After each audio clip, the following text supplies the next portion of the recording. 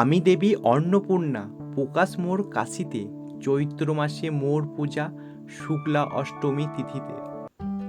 High, আমি স্নেহাশিস, নতুন একটি ভিডিওতে সকলকে স্বাগত।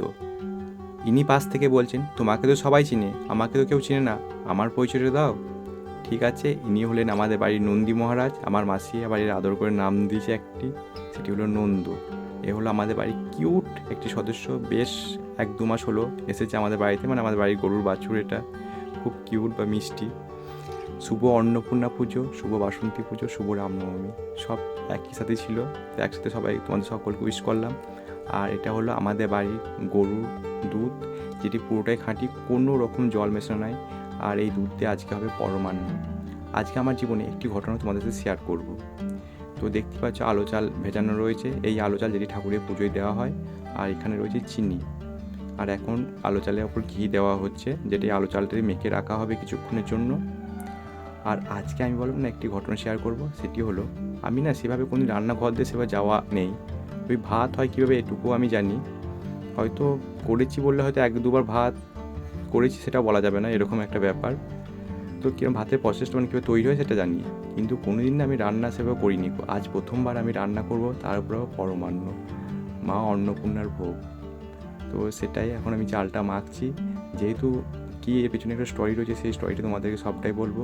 তো প্রথমবার রান্না করছি, আমার রান্না করার সময় কিন্তু অনেক ভুল হতে পারে, কারণ সবাই রান্না জানে, আমি কিন্তু জানি না। আর এই যে দেখছো আমার হাতে বেশ কয়েকটি চাল রয়েছে, এটি হলো কাশীতে যে অন্নপূর্ণা মন্দির রয়েছে সেই মন্দির থেকে চাল দিয়েছিল। তো সেই চালটা আমি নিয়ে এসেছিলাম, তো বাড়িতে এসে পায়েস করার কথা, সেটাই করছি। আর এটি হলো কাশীতে যে অন্নপূর্ণা মন্দির আছে, সেই অন্নপূর্ণা মন্দিরে মা অন্নপূর্ণার ছবি। যদিও ওখানে ছবি তুলতে দেয়নি, এটি আমি গুগল থেকেই নিয়েছি। আর এখন কিন্তু যে দুধটা ছিল সেই দুধটা ছেঁকে রাখা হচ্ছে, কারণ গায়ে দুধ দোয়ানোর পর সেই দুধটা ছাঁকতে হয়, কারণ দুধের সময় দোয়ানোর সময় অনেক কিছু তো পড়ে, সেই দুধটা ছেঁকে তারপরে ব্যবহার করতে হয়। তো সেটা ছাঁকা হলো। আগের বছর মানে 2025-এ আমি প্রয়াগরাজ, তারপর বেনারস ঘুরতে যাই। তো তখন যখন বেনারস যাই, ওখানে যে কাশী বিশ্বনাথ মন্দির আছে ওখানেও যাই, অন্নপূর্ণা মন্দির, এগুলো ঘুরি। তো এগুলোর ফুল ব্লগ কিন্তু আমার চ্যানেলে রয়েছে, তোমরা গিয়ে দেখে আসতে পারো। আর যখন কাশী বিশ্বনাথ মন্দির থেকে অন্নপূর্ণা মন্দির যাই, তো অন্নপূর্ণা মন্দিরে আমার হাতে কিছু চাল দিয়েছিল প্রসাদ হিসাবে। তো এই চালটি আমি কিন্তু যত্ন সহকারে বাড়ি নিয়ে এসেছিলাম, তারপর সেটি রেখে দিই। তো আগের বছরই অন্নপূর্ণা পুজোর সময় ভোগ রান্না করার কথা ছিল, তো সেটা তখন হয়ে ওঠেনি। আবার এবছর সরস্বতী পুজোর সময় যখন পুজো হয় আমাদের, তখনও ভাবলাম যে অন্নপূর্ণা চালটি দিয়ে একসাথে ভোগ রান্না করব, কিন্তু তখনও হয়নি গো। তো এবারে দেখলাম যে এখন অন্নপূর্ণা পুজো চলছে, তো এবারে আর সময়টা পেরোতে দেবো না, তো এই সময়ই করব। তো সেটাই করা, সেই মা অন্নপূর্ণার নামে, মা অন্নপূর্ণার উদ্দেশ্যে ভোগ রান্না। আর আমাদের এখানে কিন্তু সেভাবে অন্নপূর্ণা পুজো হয় না গো, বর্ধমানের মধ্যে শহরের মধ্যে 2-3টি হয় হয়তো, আর এই দিকটাতে গ্রাম সাইডে অতটা হয় না গো। আর এখন দিচ্ছি যে ঘি মাখানো যে ভিজে আলো চালটি ছিল সেটা। আর এই দুধটা মানে এটা পুরোটা কিন্তু দুধ নয়, এর সাথে কিছু জল রয়েছে, জলের সাথে হালকা করে দুধ মিশিয়ে দিয়েছি। কারণ আমাকে বাড়িতে বললো যে যতটা চাল রয়েছে তার থেকে অনেকটা পরিমাণ দুধ লাগবে, মানে আমি যে চালটা নিয়েছি তাতে প্রায় 2 কেজির মতো দুধ লাগবে। তো আমাদের বাড়িতে কিন্তু অতটা দুধ ছিল না গো, তো তাই কম দুধের মধ্যে আমি করছি। আর এই যে আলো চালটা, এটা কিন্তু কোনো মাপা হয়নি, মানে কতটা পরিমাণ আলো চাল নিচ্ছি, কতটা পরিমাণ চিনি বা কতটা পরিমাণ দুধ, কোনোটাই মাপা নেই। দুধটা বললো প্রায় 500-র ওপর, এটুকুই বলতে পারি। আর চালটা আমার মাপা নেই গো, তো না মেপে আমি কিন্তু করছি। চিনিটাও সেই রকম, শুধু এটা বললো চাল যতটা লাগবে চিনি প্রায় ততটাই লাগবে, এটুকু বলে দিয়েছিল। আর আমি বলেছিলাম যে আমি যখন করব প্রসেসটা যেন একটু সহজ থাকে, আর আমি খুব কম উপকরণের মধ্যে এই পরমান্ন বা ভোগটা রান্না করব। এবার কেন আমি রান্না করছি, যেহেতু আমি কোনোদিন রান্না করিনি, তো কেন আমাকে বলো, যেহেতু আমি নিয়ে এসেছিলাম তো আমাকে বলো তো আমাকেই রাঁধতে, তো আমি এখন সেটাই করছি। প্রথমবার রান্না আমার পরমান্ন দিয়েই শুরু হলো, মা অন্নপূর্ণার পরমান্ন। যাই হোক, সেটা করছি আর সেটাই তোমাদের সাথে শেয়ার করছি। আর ভাবলাম এটা তো ইউটিউবে পাতায় বা সোশ্যাল মিডিয়ার যে কোনো প্ল্যাটফর্মে যদি যাই, তো এই ভিডিওটা তো সেটা তো সেখানে স্মৃতি হয়ে থেকে যাবে। তো সেই স্মৃতি হিসাবে আমি এটা তোমাদের সাথে শেয়ার করলাম। আর একটু দুধ তুলে রেখে দিয়েছিলাম, আমি দুধ কিন্তু 2 জায়গায় তুলে রেখেছি। এই দুধটা আবার অ্যাড করছি, কারণ দুধটা প্রায় হয়ে এসেছে, মানে চালটাও প্রায় মানে হয়ে এসেছে। বললো নরম হলে দুধটা অ্যাড করতে, আমি সেটাই করলাম। এখন তো নরম হয়ে এসেছে চালটা অনেকটা। আর বললো নরম হলে এরপর চিনিটা অ্যাড করতে, আর একটু ফুটে যাক তারপর আমি চিনিটা অ্যাড করব। যেহেতু বললাম না কোনো কিছু আমি বললাম খুব সহজ পদ্ধতি বলে দিতে, তো সেটাই করেছে। আর বললাম না আর একটু দুধ তুলে রাখা আছে, এবার আমি আস্তে আস্তে চিনিটা অ্যাড করব। তবে সব চিনিটা দেবো না, কারণ যেহেতু চিনি বা চালের পরিমাণটা আমাদের ঠিক জানা নেই কতটা পরিমাণ চাল দিয়েছি, তো বেশি মিষ্টি হয়ে গেলে সেটা খুবই খারাপ হবে। তো সেই জন্য কিছুটা পরিমাণ কম চিনি দিলাম, মানে যা মাপ মানে প্রায় 500 চিনি ছিল তার থেকে আমি কিছুটা কমই দিলাম। আর এবার আমি ওটা নাড়তে থাকছি চালটাকে। আর এখানে রয়েছে খেজুর গুড়। খেজুর গুড়টা আমি রাখলাম যাতে এটাতে কালার আসবে খুব সুন্দর, সেই সাথে সেন্ট আর এর স্বাদটা হবে অন্যরকম, তো সেই হিসাবে খেজুর গুড়টাও রেখে দিয়েছি। আর এই জন্য কিন্তু চিনিটা একটু কমই দিয়েছি, কারণ খেজুর গুঁড়ো তো একটু মিষ্টি ভাব রয়েছে, তো সেটাই এখন খেজুর গুড়টা অ্যাড করলাম, কারণ খেজুর গুড় দিলে পায়েসের স্বাদ আরও ভালো হয়। তো সেটা এখন চলছে পায়েস রান্না, আমার প্রথমবার পরমান্ন রান্না।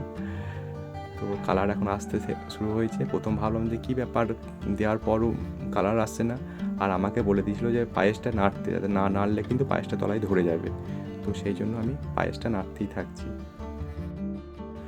আশপাশে অনেক বাসনপত্র পড়ে রয়েছে, তো অনেকেই ভাবে এ কী করছে এগুলো। আমি সত্যি কথা বলতে আমি না সেভাবে রান্না কোনো করিনি, তো জানি না, তো সেই জন্য আমার হাতের সুবিধা মতো এই জিনিসটাকে ওখানে, ওই জিনিসটা ওখানে এভাবেই ছড়িয়ে ছিটিয়ে রেখেছি।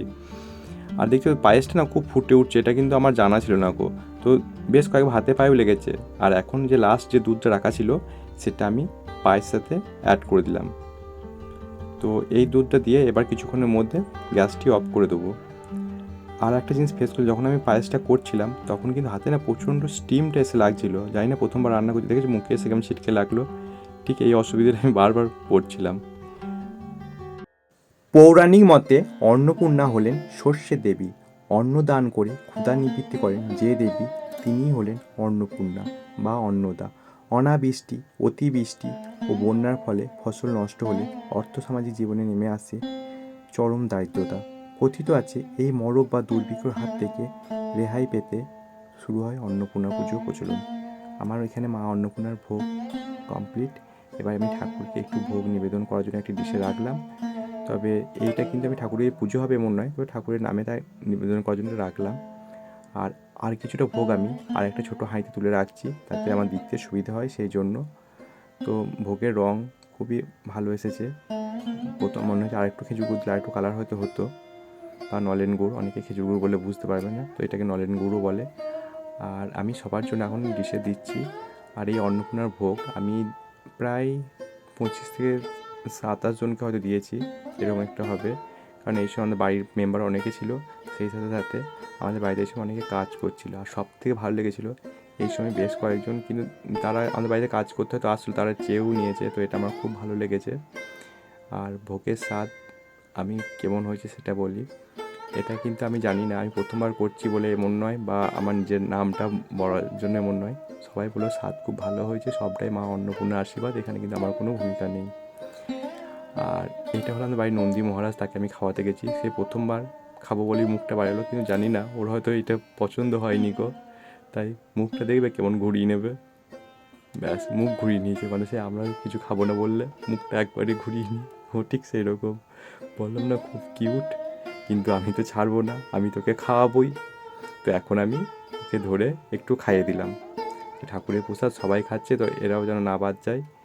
আর ওর মা কিন্তু সব ভোগটাই কিন্তু খেয়ে নিল, আবার হাত ভরে, মানে হাতটা কামড়ে দেওয়ার মতো অবস্থা। বেশ কিছু অন্নপূর্ণার মূর্তি লক্ষ্য করলে দেখতে পাবে যে মা অন্নপূর্ণার সাথে থাকেন কিন্তু নন্দী মহারাজও। কারণ যখন মহাদেব মা অন্নপূর্ণার কাছে ভিক্ষা নিতে কাশিতে ছিলেন, সঙ্গে কিন্তু এসেছিল নন্দী মহারাজও। তাই বেশ কিছু মা অন্নপূর্ণার মূর্তিতে নন্দী মহারাজও সঙ্গে থাকেন। আর লেটস গো ব্লগ, সেখানে কিন্তু জার্নি না দেখালে হয়, তাই তোমাদেরকে নিয়ে যাচ্ছি একটি জায়গায়। আমি যাচ্ছিলাম একটা জায়গায়, তো যেতে যেতে চোখে পড়লো এরকম বাসন্তী ঠাকুর। যেহেতু এখন বাসন্তী পুজো চলছিল, আজকে অষ্টমী, মানে মা অন্নপূর্ণার পুজো তো অনেক জায়গায় হয়, সেই সাথে বাসন্তী দুর্গা পুজোও অনেক জায়গায় হয়। বাসন্তী দুর্গা পুজো একটু কমই দেখা যায়। আর আমার অনেক দিন ইচ্ছে ছিল বাসন্তী ঠাকুর দেখা, তো সেই ইচ্ছেটা পূর্ণ হলো। আমি জীবনে প্রথমবার দেখলাম বাসন্তী দুর্গা ঠাকুর। এই দুর্গা পুজো আমরা শরৎকালে করে থাকি, এটাই কিন্তু এখন আসল পুজোর সময়। শরৎকালে যেটা করি সেটা তো অকাল বোধনের পুজো। আর এখানে কিন্তু গণেশের ডান দিকে সেই নবপ্রত্যেকে রয়েছে, সবই রয়েছে, শুধু একটি জিনিস নাই, সেটি হলো যে ওখানে যে ষষ্ঠীতে দেবীকে বোধন করা হয় সেই বোধনের ঘরটি নেই, কারণ তখন তো আমাদের অকাল বোধনের পুজো। তাছাড়া সবই দুর্গা পুজোর সাথে সব সেমই রয়েছে। খুব ভালো লাগলো মা দুর্গাকে দর্শন করে। আজকের এই ব্লগটি তোমাদের কেমন লাগলো অবশ্যই আমাকে কমেন্ট করো। আর যারা আমাকে প্রথমবার দেখছো বা এই চ্যানেলে প্রথম, তারা অবশ্যই আমার চ্যানেলটিকে সাবস্ক্রাইব করে নিও। তোমাদের সাথে দেখা হবে আমার নেক্সট ব্লগে। ততক্ষণ সকলে খুব ভালো থেকো, বাই।